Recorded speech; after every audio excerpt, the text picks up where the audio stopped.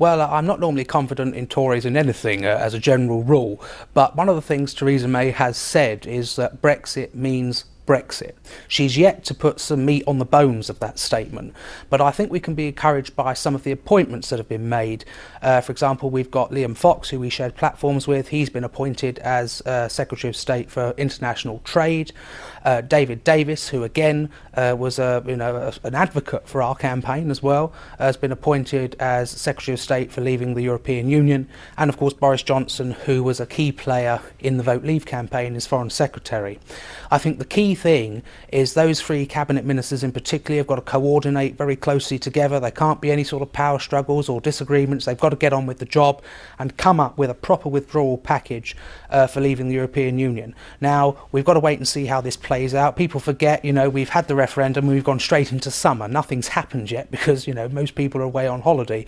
But at the conferences this year, I want to see the Tory ministers at their conference getting up, making very strong statements on how they plan to proceed, how they've built their departments. Let's not forget, 2 of those departments have had to be built from scratch. And so we've got to see this evolve, but I don't want any backtracking on the pledges they made during the referendum campaign, because that's not what people voted for.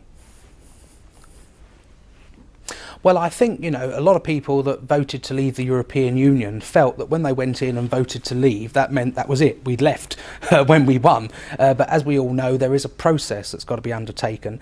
You can't just unravel 40 years of membership, of treaties, arrangements, laws, just overnight. We believe that Article 50 should be invoked as soon as possible.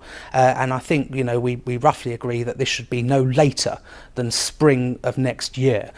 People have voted to leave. They want to leave. They want the government to get on with it. The European Union institutions have said they want us to get on with it. I think the consensus amongst British politics and British politicians is that this needs to happen quickly to ensure there is stability in the economy and stability in the markets, and also to ensure that UK nationals living in the EU and EU nationals living in the UK know where they stand.